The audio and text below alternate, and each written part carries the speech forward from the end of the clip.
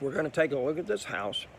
It's being offered for sale. It's owner financing, so that's a lot more lucrative when we can walk into it with little or virtually no money out of our pocket. I'm going to show you what it is that I look for when walking around. First thing I'm looking at is having to do with these windows. Those windows are fairly recent. That window is not. If you'll notice the wood behind it, that means they blocked that off, having to do with airflow. Now, do you see anything wrong right here?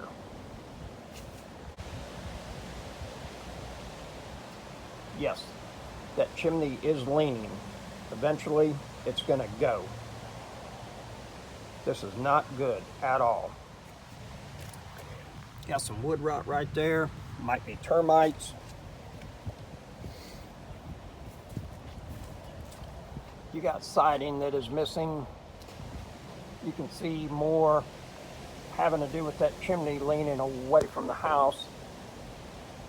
Me personally, I just push the chimney over, haul it off, and then go back over the side of the house right here, close it up. Rental properties, this is D+, C- type of property. You really don't want these people having open flames inside the house, so get rid of the chimney. You got more that's missing. Huge plus. You got 1 meter, you got 2 meters. It's actually 1-1 right here. It's a 3-1 up front. You got a lot of wood rot that's going on. You got a new front door. This is an old insulation board right here. These right here, not sure about. They might be asbestos siding, you never know.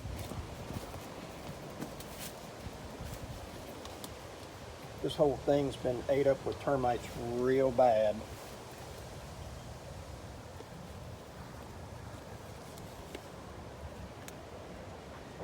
So then you gotta ask yourself, you know, price point versus what it's gonna cost to fix, and then what is the after repaired value, you know, which means basically is how much is this whole thing worth once you get done with it. Now this is a cottage that it has out back here. It's on a separate power meter. That's real attractive. Suppose had a big new septic tank put in. Somebody's been doing a little bit of work on it right here. Well, getting some new floor put in. It's basically just a studio cottage. Well, it's actually 1 bedroom. There's a bedroom right here.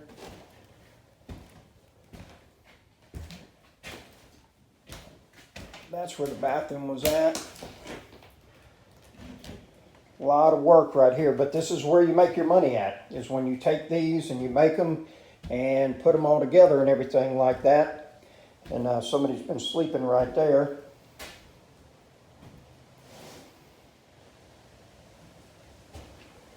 Needs a new roof. When you start having problems like that, that's generally speaking an indicator that the roof is bad.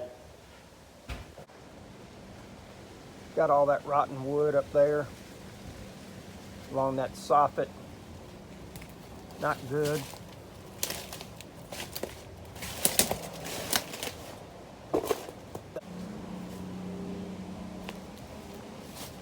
If you look in the front of that dormer, there's like a dish. That tells me that wood is bad right there. It's rotten. And it's a cool design. You could do something with that. Put a couple more windows on the front right here. Make a nice big patio area, a deck or something. But there's a lot of work that needs to be done on it, no doubt. We're gonna go look around on this other side right here, see what else we find. Always be careful, exposed nails. You never know what's going on right here. All right. You got this piece of pipe right here. It's wet. That tells me more than likely that fitting right there is bad. This is also galvanized. You're going to end up having problems with it. You got a piece of rotted wood right here.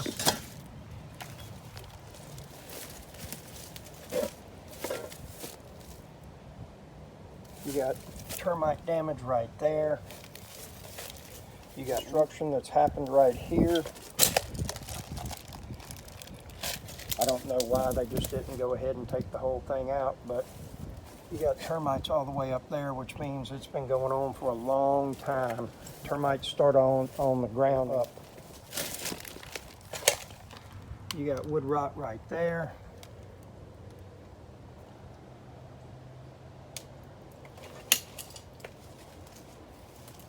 Vines growing. You see you got more water damage right here on that vent. A lot of wood rot. Decent AC.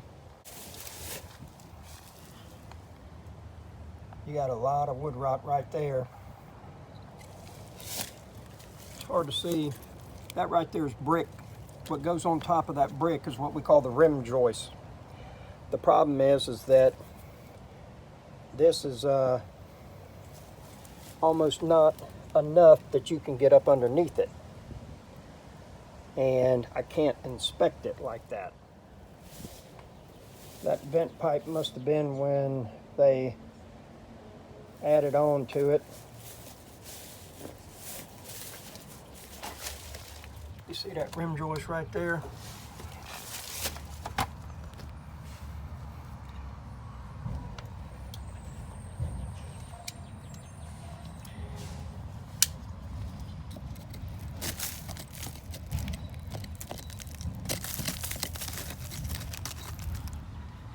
This is not a good situation.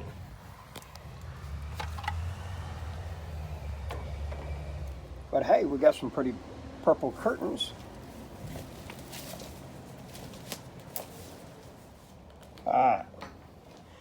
That's that window that we looked at to start with that's boarded up right there. They did a fairly nice job with that, sealing it and everything. And ceiling is low. It's kind of indicative of a porch that got closed in. I don't know if you can tell, but that corner right there, this house does slope. So if you could really push that chimney away, get rid of it, and then do the side over there, close it up. Advantage, it does have central heat and air. There's a gas hookup right there. Most of these type of rental properties, you don't want gas because extra bill that somebody has to have. And so most of the time this type of property doesn't have a whole lot of money in it. So it's just really simple, small bedroom. Floor feels pretty solid in here. My suggestion to you is to always walk along and step all the way up into your corners like this. And you'll find out if you got any bad spots. Especially you big boy like me, do that. See, now we got something right there. And that's also going to be telling you as far as how they built it. Sometimes they'll build the rim joist and then put the joist all the way up to it and overlap the subfloor on top of it and then build the walls on top of that. Sometimes they just run it to the rim joist and then walls on top of the rim joist. So it's kind of half one dozen or the other. You just really never know. But it's good to always go around to all your corners and do that, especially in bathrooms. So this is the laundry room right here. It's that door going outside. That needs to be changed. That's an interior door being used as an exterior. It's going to go bad sometime. Decent little kitchen, you know. Little repairs, be good to go.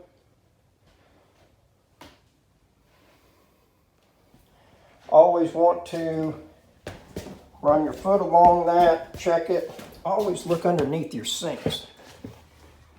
Got a lot of spray foam in there and everything. Got that container, tells me it's been leaking. If you'll notice that valve back there, it's kind of hard to see, but the handle's been broken off of it.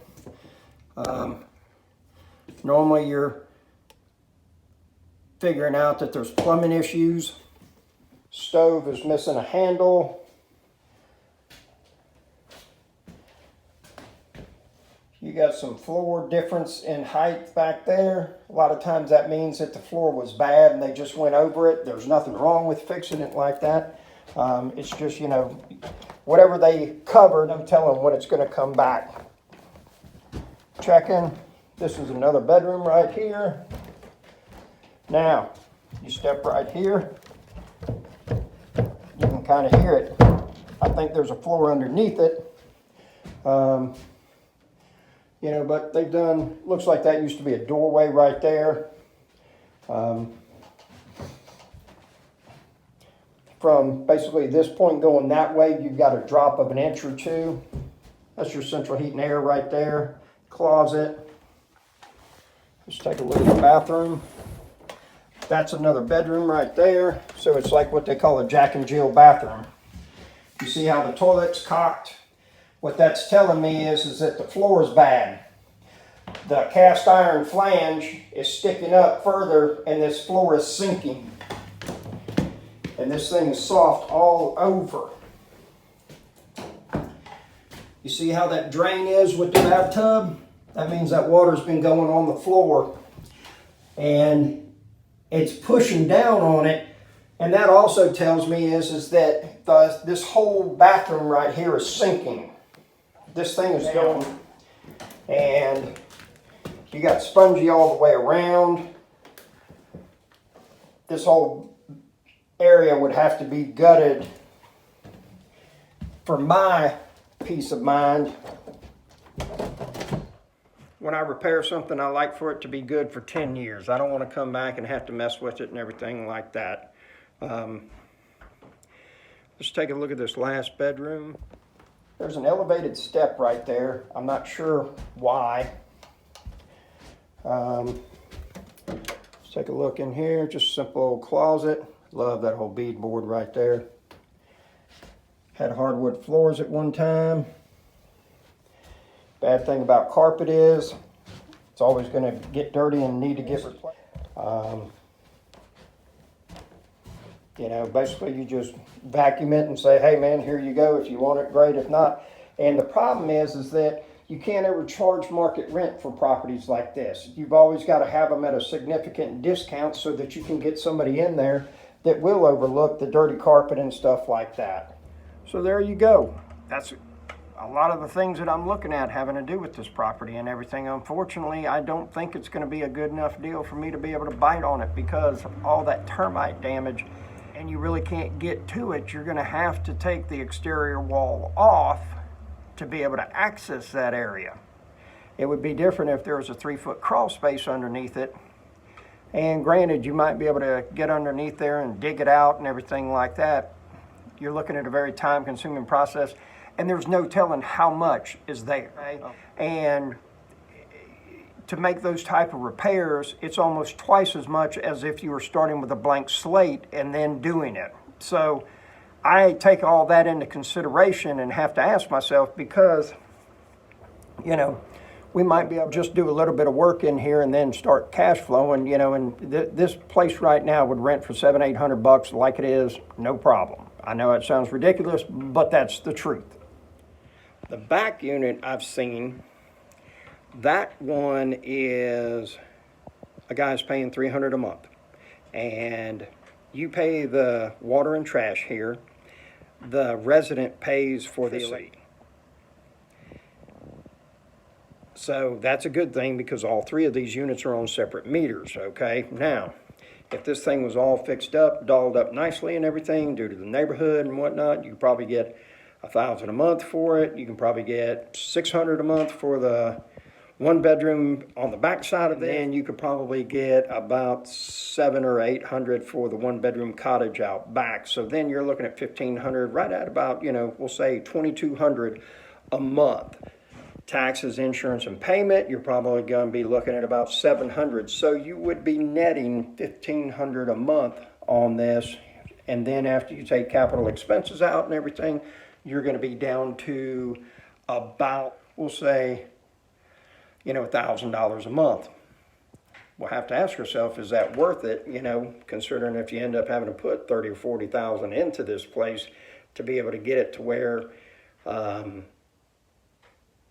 you know, all of this bad wood is fixed.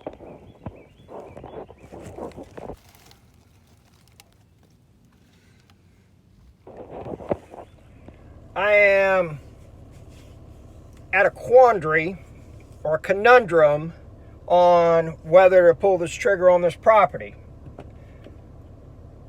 We got about 2 weeks worth of work that I'd have to do on it immediately before we could rent the front unit out. That bathroom is addressed. And unfortunately, you run into a lot of properties like this. And this property's been owned by this person for almost 20 years. So by all this deferred maintenance and not repairing things in the manner that they should be repaired the last 10 years, and a lot of that happens because, you know, you go in there, you put your heart and your soul into it, you fix it up, you make it nice and everything, and boom, the next person just comes in there and tears the hell out of it.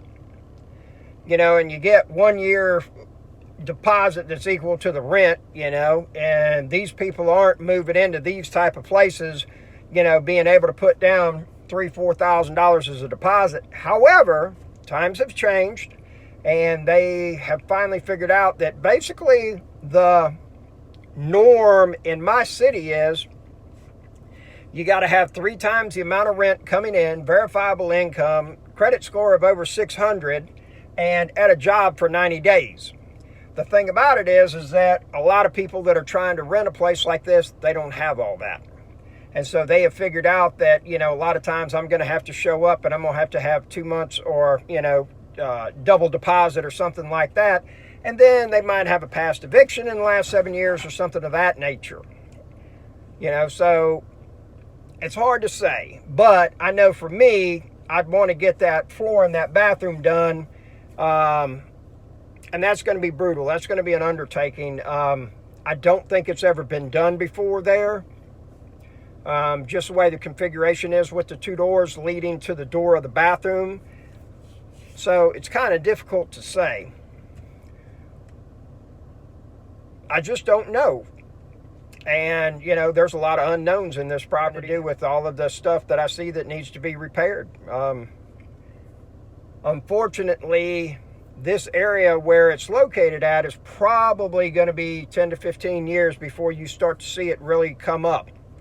And there's a little bit of new construction around here, but not enough to really make it worthwhile. And in 20 years, I think this is going to be a great place, you know, but I'll be 70 years old, and who knows if I'm even going to still be walking the earth in 20 years. So I don't ever recommend you looking at appreciation or the neighborhood improving is why you make a decision on buying a property, because it's all about putting the money in your pocket right away.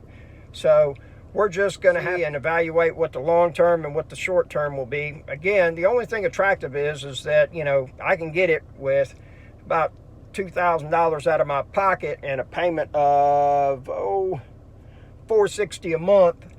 That's not taxes, that's not insurance. That right there is probably going to run another $300 or $400 a month. So you're looking at about $800 to $900 total each month going out. So, and then the guy that's living there that's paying $300, I don't know if he's on a lease or if it's month to month. You know, the problem then becomes, you know, you go to the person and say, hey, look, we got to go up on your rent.